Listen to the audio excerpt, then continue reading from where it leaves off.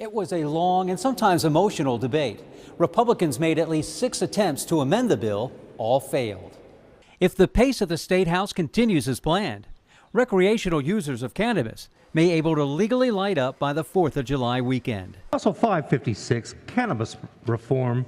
The House gave preliminary approval of legislation that would tax and regulate marijuana, but not without numerous attempts to amend the bill. Concerns include everything from drug testing at the workplace to driving under the influence.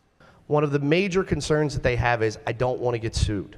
The consumption licenses would allow for is basically a bar where you can go out and consume, smoke weed, eat edibles, whatever the case may be, that you have to travel to, get high, travel home. Every worry that you've discussed is already addressed in law. People may possess up to 1.5 ounces. Medical cannabis patients may grow up to 4 plants.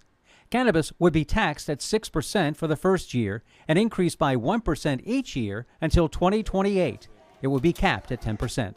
And all this amendment does is say that more state resources will not be used in the promotion of the marijuana industry.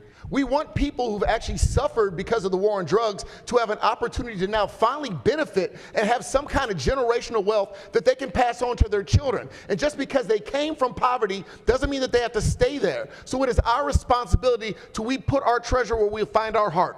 30% of the tax revenue would go to a community reinvestment fund for 10 years.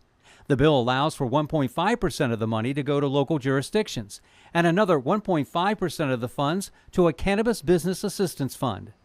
Existing medical cannabis facilities can also sell recreational marijuana if they've paid a fee.